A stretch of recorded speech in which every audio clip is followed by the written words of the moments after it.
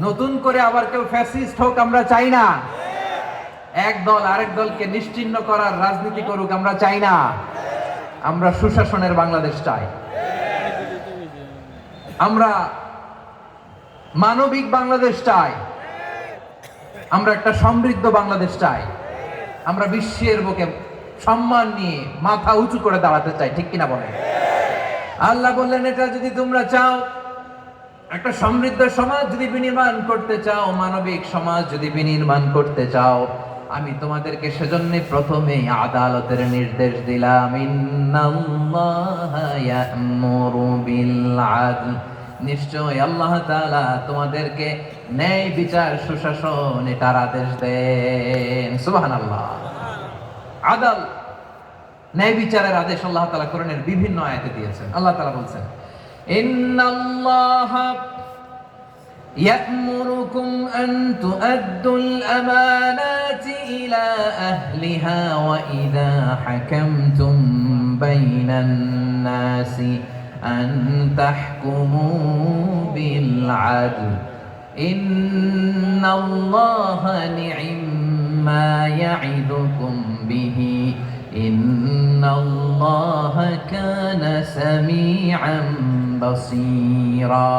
আল্লাহ তাআলা বললেন, আল্লাহ আদেশ দিচ্ছেন, যে ব্যক্তি আমানতের হকদার তার হাতে তোমরা আমানত পৌঁছে দাও। আর যখন তোমরা বিচার কার্য করবে, বিচার ফয়সালা করবে, আদালতের সাথে করো। সুবহানাল্লাহ বলেন। ওয়া ইযা হাকামতুম বাইনান নাসি আন তাহকুমু বিল আদল, আদালতের সাথে করবা। আল্লাহ তাআলা বলেন, যারা জাজ হবে, বিচারক হবে, তাদের যদি বাদী বিবাদীর কারোর সাথে শত্রুতা থাকে, কারোর সাথে যদি কোনো ধরনের রেষারেষি থাকে, আল্লাহ বলেন বিচার কার্য করতে যে ওই শত্রুতা রেষারেষির কারণে আদালতের বাইরে যে অবিচার করে বিচার করো না। ওয়ালা ইয়াজরিমান্নাকুম শানাআনু কওমিন আলা আল্লা তা'দিলু ই'দিলু হুয়া আকরাবু লিত-তাকওয়া ওয়াত্তাকুল্লাহা ইন্নাল্লাহা খাবীরুম বিমা তা'মালুন। খবরদার কোন জাতির প্রতি, কোন গোষ্ঠীর প্রতি, কোন গোত্রের প্রতি আক্রোশ যেন তোমাদেরকে ন্যায় বিচার থেকে দূরে সরিয়ে না দেয়, বরং আমি আল্লাহর আদেশ হলো ই'দিলু, তোমরা আদল করো, ন্যায় বিচার করো, সুবিচার করো, সুশাসন প্রতিষ্ঠা করো। হুয়া আকরাবু লিত-তাকওয়া, এটাই তাকওয়ার সবচেয়ে কাছাকাছি। সুবহানাল্লাহ বলেন। কোরআনের বিভিন্ন আয়াতে আল্লাহ তাআলা স্পেসিফিকলি ধরে ধরে বিচার করার সময় আমরা যেন আদাল করি সেটা বলেছেন। কোরআনের কোন কোন জায়গায় আল্লাহ তাআলা এই আল আদল শব্দটা ব্যবহার করেছেন। আবার একই জিনিস ইনসাফ, সুবিচার, সুশাসন, ন্যায় বিচার, ন্যায় পরায়ণতা বুঝাতে আল্লাহ তাআলা কখনো কখনো আল কিসত শব্দটা ব্যবহার করেছেন। আওয়াজ করে সবাই বলুন আল কিসত। প্রিয় ভাইরা, সবাই আওয়াজ করে আমার সাথে সাথে বলুন আল কিসত। আল্লাহ তাআলা বলেন, ওয়া ইন হাকামতা ফাহকুম বাইনাহুম বিল কিসত ইন্নাল্লাহা ইউহিব্বুল মুকসিতিন। যখন তুমি বিচার করবে, বিশ্বনবীকে উদ্দেশ্য করে অ্যাড্রেস করে বললেন, নবী হে, ইহুদিরা কোনো বিষয়ে মীমাংসার জন্য যদি আপনার দরবারে আসে, যদি বিচার করতে হয়, খবরদার অবিচার করবেন না। ফয়সালা যেটা করবেন কিসতের সাথে করবেন, ন্যায় পরায়ণতার সাথে করবেন, কারণ ইন্নাল্লাহা ইউহিব্বুল মুকসিতিন, নিশ্চয় আল্লাহ রাব্বুল ইজ্জাত ন্যায় পরায়ণশীলদেরকে বড্ড ভালোবাসেন। সুবহানাল্লাহ বলেন। ন্যায় পরায়ণ লোকদেরকে আল্লাহ তাআলা বড্ড ভালোবাসেন। অন্য আয়াতে আল্লাহ তাআলা বলছেন, وَنَضَعُ الْمَوَازِينَ الْقِسْطَ لِيَوْمِ الْقِيَامَةِ فَلَا تُظْلَمُ نَفْسٌ شَيْئًا। আমি কিয়ামতের দিন ন্যায় পরায়ণতার মানদণ্ড স্থাপন করব, যেটাকে আমরা মিজানের পাল্লা বলি। আল্লাহ বলেন, ন্যায় বিচারের মানদণ্ড কিয়ামতের ময়দানে আমি আল্লাহ স্থাপন করব। সেদিন কারো প্রতি বিন্দু পরিমাণ, এক চুল পরিমাণ বিচার করা হবে না, কোনো বিচার করা হবে না। সেদিন সুশাসন হবে, সুবিচার হবে, ন্যায় পরায়ণতার সাথে বিচার হবে। আওয়াজ করে পড়েন আল্লাহু আকবার। তাহলে প্রিয় ভাইরা, যে তিনটি বিষয়ে আল্লাহ তাআলা আমাদেরকে আদেশ দিয়েছেন, তার প্রথমটা হচ্ছে আদালত, ইনসাফ, সুবিচার, ন্যায় বিচার। এটা আমরা চাই কি চাই না? বিশ্বনবী ন্যায় বিচার, ন্যায় পরায়ণতা, সুশাসন প্রতিষ্ঠিত করেন কি করেন নাই? আপনারা বিশ্বনবীর সিরাত যারা পড়েছেন, আপনি দেখবেন বিশ্বনবীর সিরাতের পরতে পরতে, বাকে বাকে, সিরাতের বাকে বাকে এই আদালতের নমুনা মেলে। সুবহানাল্লাহ বলেন। ছোট্ট একটা নমুনা রাসূল সাল্লাল্লাহু আলাইহি ওয়াসাল্লামের সিরা আল আতরা থেকে ছোট্ট একটা নমুনা আপনাদের খেদমতে এখানে উপস্থাপন করি। বিশ্বনবী সাল্লাল্লাহু আলাইহি ওয়াসাল্লাম মক্কা বিজয় করলেন ৮ম হিজরিতে। মক্কা বিজয় শেষে তিনি কয়েক সপ্তাহ মক্কাতে অবস্থান করলেন। ইন দ্য মিন টাইম মক্কার একটা ভেরি প্রেস্টিজিয়াস এন্ড ডিগনিফাইড ফ্যামিলির নারী চুরিতে ধরা পড়ল। কিসে ধরা পড়ল? সবাই বলেন কিসে? আমাদের সমাজে আসেনি এটা? আছে? ছোট না বড়? হ্যাঁ, হিসাব করে শেষ করা যায় না। ৩.৫ লাখ কোটি টাকা নাই উন্নয়ন প্রকল্পের নামে। উন্নয়ন প্রকল্পের নামে ৩.৫ লাখ কোটি টাকা নাই। ৩.৫ লাখ কোটি টাকা লিখতে পারবেন আপনি? একটা না লিখতে পারবেন? বুঝতেছেন কত বড় সংখ্যা? হ্যাঁ, বনু মাখজুমিয়া গোত্রের এক নারী মক্কায় চুরিতে ধরা পড়ল। বলেন তো চুরি করলে বিধান কি? হাত কাটা। কি কাটতে হবে? চুরির বিধান হলো হাত কেটে দাও। তাও সেটা গোপনে নয়, প্রকাশ্যে জনসম্মুখে হাত কেটে দাও। বনু মাখজুমিয়া গোত্রের নারী যখন চুরিতে ধরা পড়লো, সাহাবারা চিন্তায় পড়ে গেলেন। সবেমাত্র মক্কার লোকেরা কালিমা পড়ে মুসলমান হয়েছে, ইসলামের আইন কানুন তেমন জানে না, ইসলামী শরিয়ার সাথে বেশি পরিচিত নয়। এখন যদি বিশ্বনবী চুরির যেই বিধান এটা যদি কায়েম করে হাত যদি কেটে দেয়, না জানি মক্কার লোকেরা আবার বিগড়ে যায়, না জানি মক্কার লোকেরা আবার মুরতাদ হয়ে যায়, না জানি মক্কার লোকেরা ইসলাম থেকে দূরে সরে যায়। চলো চলো, সাহাবীরা মিলে পরামর্শ করলেন, চলো বিশ্বনবীর কাছে যে বলি, ও নবী, শুধু কেবলমাত্র একমাত্র এই নারীর জন্য চুরির হাত কাটার বিধানটা আপনি একটু থামিয়ে দেন। চুরির হাত কাটার যে বিধান এইখানে একটু রহিত করে দেন, বাকিগুলা কইরেন মদিনাতে যে চলবে, কিন্তু মক্কায় এবারের জন্য মাফ করে দেন। কিন্তু কে বলবে? এই যে পরামর্শ, সাজেশন, এটা কে দিবে বিশ্বনবীর কাছে? সাহাবারা চিন্তায় পড়ে গেলেন। আল্লাহর নবীর সামনে দাঁড়িয়ে আল্লাহর দেয়া হুদুদ, আল্লাহর দেয়া বিধান থামিয়ে দেওয়া, মাফ করে দেওয়া, এই কথা বিশ্বনবীর সামনে বলার সাহস তো কেউ রাখে না।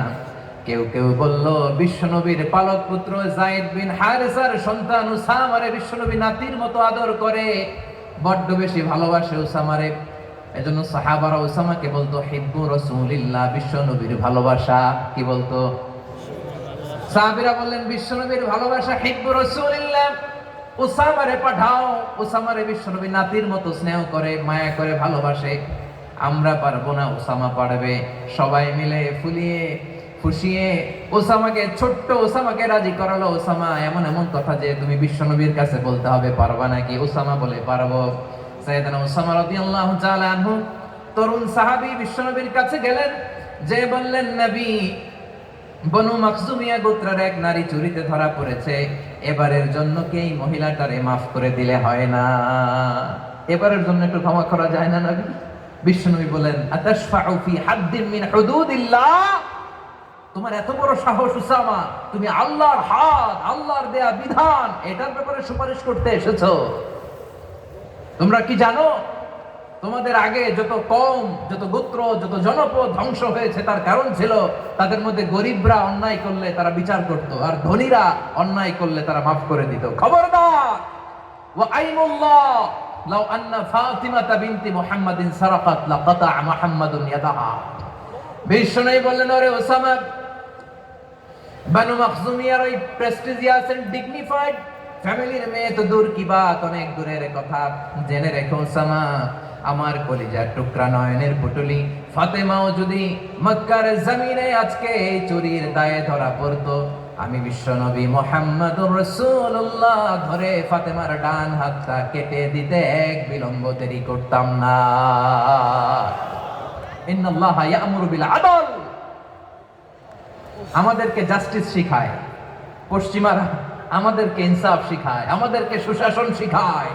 আর ইনসাফ, সুশাসন, ন্যায় বিচার, সুবিচার, জাস্টিস কারে বলে বিশ্বনবীর বায়োগ্রাফি থেকে জেনে নাও। এই ছিল বিশ্ব ইসলামের আদালতের নমুনা। আপনি যদি সাইয়েদনা ওমর ফারুকের জীবনের দিকে তাকান, এমন কঠোর, এমন বীর সেনানী ছিলেন। সাইয়েদনা ওমর ফারুক যদি রাস্তার এই মাথা দিয়ে হাঁটা শুরু করতেন, শয়তান ওমর ফারুককে দেখলে ওই রাস্তা রেখে দিয়ে অন্য রাস্তা দিয়ে হাঁটতো। সুবহানাল্লাহ। ওমর ফারুক রাদিয়াল্লাহু তাআলা কি পার্সোনালিটি ছিল, কি পার্সোনালিটি।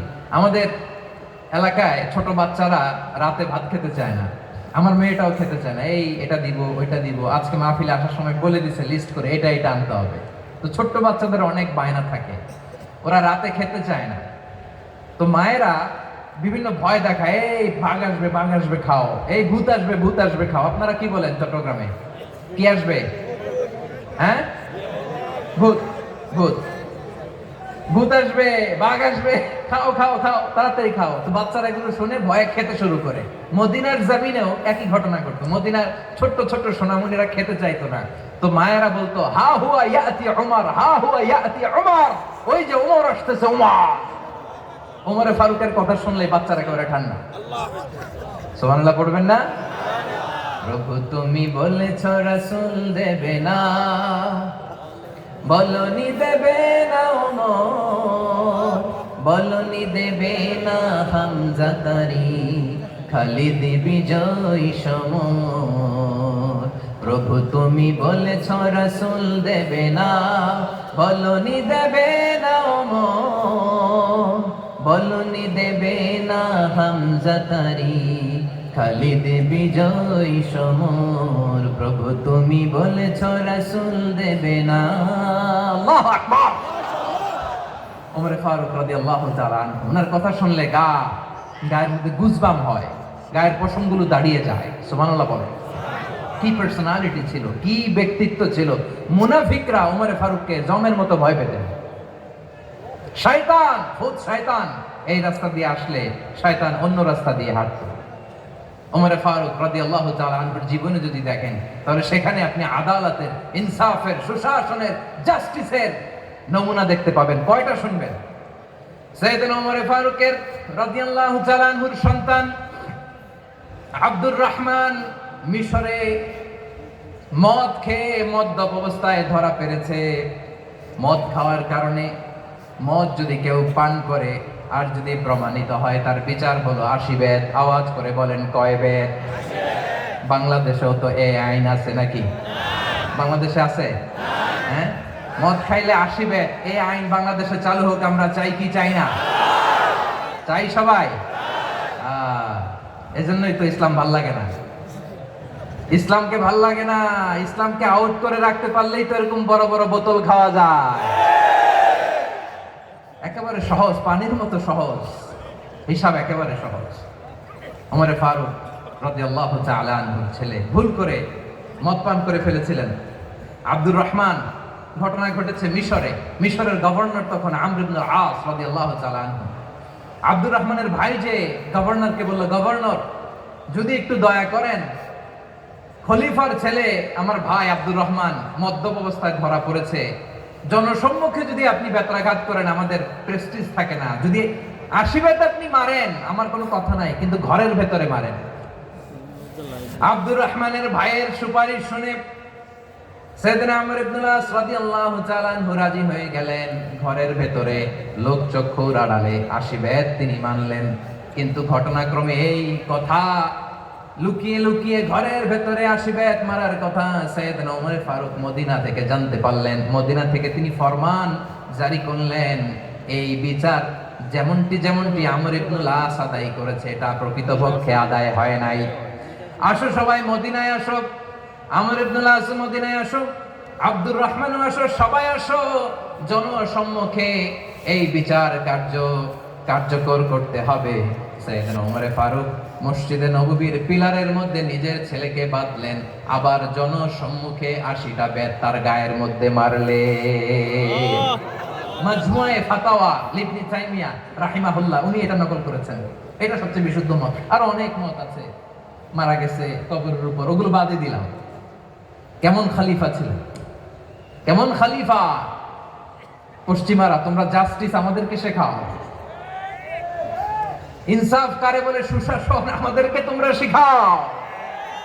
ওমর ফারুক রাদিয়াল্লাহু তাআলা ওই বিচারকে তিনি ধর্তব্য মনে করেন নাই। মদিনাতে এনে আবার জনসম্মুখে আবার আশীর্বাদ মেরেছেন। মিশরে ওমর ফারুক রাদিয়াল্লাহু তাআলা আমর ইবনুল আসকে গভর্নর করে পাঠালেন।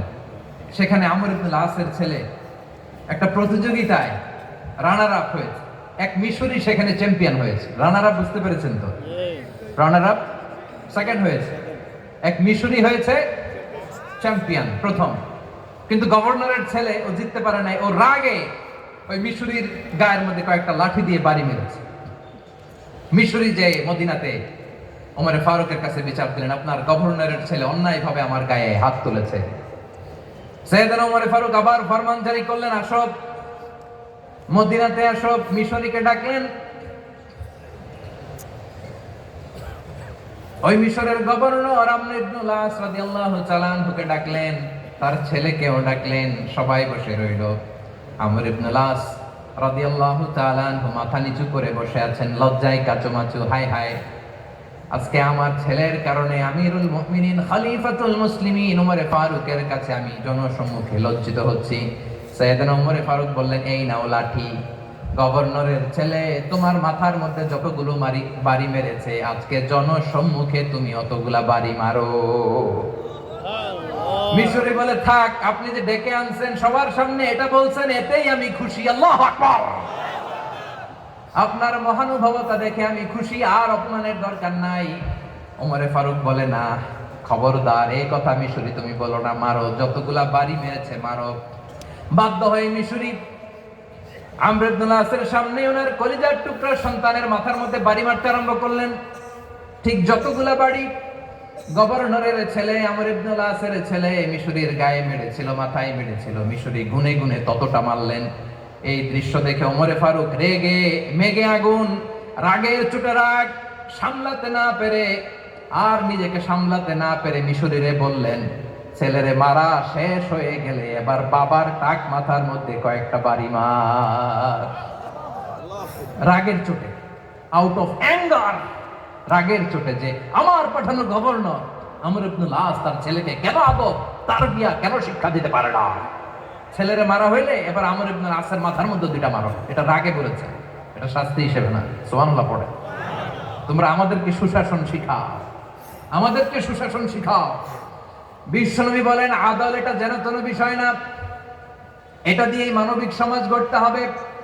আল্লাহ তাআলা কিয়ামতের কঠিন ময়দানে, যেদিন স্বামী স্ত্রীকে চিনবে না, স্ত্রী স্বামীকে দেখে পালিয়ে যাবে, বন্ধু বন্ধুরে চিনবে না, পীর সাহেব মুরিদরে চিনবে না, মুরিদ পীর সাহেবরে চিনবে না, দলের কর্মী তার নেতারে চিনবে না, নেতা তার কর্মীরে চিনবে না, বন্ধু বন্ধুরে দেখে পালাবে। কঠিন মুহূর্তে সূর্যটা মাথার কাছে চলে আসবে, জমিনটা তামার জমিন হবে। আজকের জমিনের মতো নয়। মানুষ ঘর্মাক্ত, ক্লান্ত, শ্রান্ত মাথার মগজগুলো কানের ছিদ্র আর নাকের ছিদ্র দিয়ে বেয়ে বেয়ে পড়বে। বিশ্বনবী ফরমান, কিয়ামতের ওই কঠিন ময়দানে 7 শ্রেণীর ব্যক্তিকে রব্বুল আলামিন তার আরশের নিচে ছায়া দিবেন। তার মধ্যে প্রথম শ্রেণীর ব্যক্তি হলো ইমামুন আদিল। ইমামুন আদিল, ন্যায়পরায়ণ শাসক, যে ইনসাফের সাথে বিচার করে, যে জাস্টিস সমাজে সার্ভ করে, যে সুশাসন নিশ্চিত করে, ওই ইমামুন আদিল। আদিল শব্দটা বুঝছেন না? ইন্নাল্লাহা ইয়া'মুরু বিল আদল। পাইছেন? আদিল। 7 শ্রেণীর ব্যক্তিকে আল্লাহ তাআলা সুশীতল আরশের নিচে ছায়া দিবেন, যেদিন তার দেয়া ছায়া ছাড়া কোনো ছায়া থাকবে না। এর প্রথম হচ্ছে ইমামুন আদিল, ন্যায়পরায়ণ শাসক। চিল্লায় বলেন সুবহানাল্লাহ।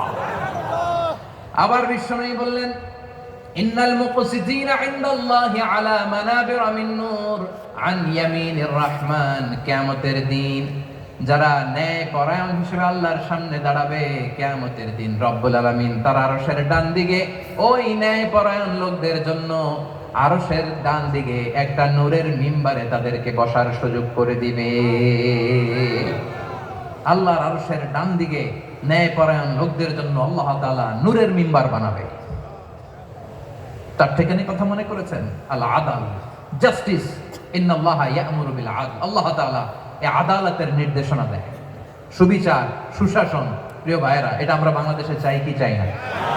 এই যে অরাজকতা, এই যে অন্যায়, এই যে জুলুম, এই যে ইনকনসিস্টেন্সি, সমাজের অসঙ্গতি, এর প্রধান কারণ জাস্টিস নাই, সুবিচার নাই, সুশাসন নাই।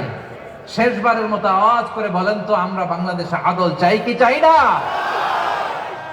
তাহলে প্রথম নির্দেশনা শেষ, আল্লাহ তাআলা তোমাদেরকে আদলের আদেশ দেন। এরপরে আল্লাহ বললেন, আমি তোমাদেরকে ইহসানের আদেশ দেই। ইন্নাল্লাহা ইয়া'মুরু বিল আদলি ওয়াল ইহসান। আমি তোমাদেরকে যেমনি আদলের নির্দেশনা দেই, তেমনি ভাবে তোমাদেরকে ইহসানের নির্দেশনা দেই। ইহসান, আওয়াজ করে সবাই বলেন তো, ইহসান। সবাই বলেননি, সবাই বললে এতটুকু আওয়াজ হবে আমি বিশ্বাস করি না। আওয়াজ করে বলুন, আল ইহসান। ইহসান মানে কারো প্রতি সফট হার্টেড হওয়া, মহানুভব হওয়া, অনুগ্রহ পরায়ণ হওয়া, অনুগ্রহশীল হওয়া, একে অপরের প্রতি দয়াদ্র হওয়া। একে অপরের প্রতি দয়াদ্র, অনুগ্রহশীল হওয়া ছাড়া মানবিক সমাজ কঠিনকালে গঠন করা সম্ভব না। প্রিয় ভাইরা, সুন্দর আচরণ দিয়ে, ইহসান দিয়ে যা জয় করা যায়, নরম আচরণ দিয়ে যেটা অর্জন করা যায়, কঠোরতা দিয়ে সেটা পারা যায় না। বিষ্ণু ঈসা ইসলাম ইহসান দিয়ে, কোমল আচরণ দিয়ে, তার অনুগ্রহ দিয়ে তিনি অনেক কাফিরের হৃদয়কে জয় করে ফেলেছেন। সাইয়েদনা সুমামা ইবনে উসাল রাদিয়াল্লাহু তাআলা আনহুর কথা মনে পড়ে যায়। তিনি ছিলেন ইয়ামামার বাদশা। মদিনাতে বিশ্বনবীকে হত্যা করার নিয়তে এসেছিলেন। গোপনে গোপনে বিশ্বনবীকে হত্যা করে আবার ইয়ামামাতে তিনি ফিরে যাবেন। কিন্তু কি অবাক করা কাণ্ড, হত্যা করতে পারে নাই, সাহাবাদের হাতে তিনি ধরা পড়ে গেলেন। সাইয়েদনা সুমামা ইবনে উসাল রাদিয়াল্লাহু তাআলা আনহু হত্যার নিয়তে আসলেন, কিন্তু হত্যা করতে পারলেন না। সাহাবারা ওনাকে ধরে ফেললেন, ধরে মসজিদে নববীর পিলারের মধ্যে বেঁধে রাখলেন। সুমামা ইবনে উসাল, সিরাত থেকে শুনুন, সিরাত থেকে শোনাচ্ছি। রাদিয়াল্লাহু তাআলা আনহু ইয়ামামার অধিপতি ছিলেন। ইয়ামামা বিশ্বনবীকে হত্যার জন্য আসছেন, ধরা পড়ে গেছেন, এখন মসজিদে নববীতে বেঁধে রাখছে, তার মানে বন্দী। এখন স্ট্যাটাস কি? বন্দী, ক্যাপ্টিভ। বিষ্ণু ঈসা ইসলাম সাহাবাদেরকে বললেন, তার খোঁজ খবর নিও, সুমামা ইবনে উসালের খোঁজ খবর নিও। সাহাবারা বলেন, ইয়া রাসূলুল্লাহ, আপনাকে হত্যা করতে এসেছে, তার তো কঠিন ক্যাপিটাল পানিশমেন্ট হওয়া দরকার, কঠিন শাস্তি হওয়া দরকার। বিশ্বনবী বললেন, না, আমি যেটা জানি তোমরা সেটা জানো না, তোমরা সুমামার সাথে ভালো আচরণ করো। বিশ্বনবী সুমামার কাছে গেলেন। প্রথম দিন যে তিনি কালেমার দাওয়াত দিলেন, ঈমানের দাওয়াত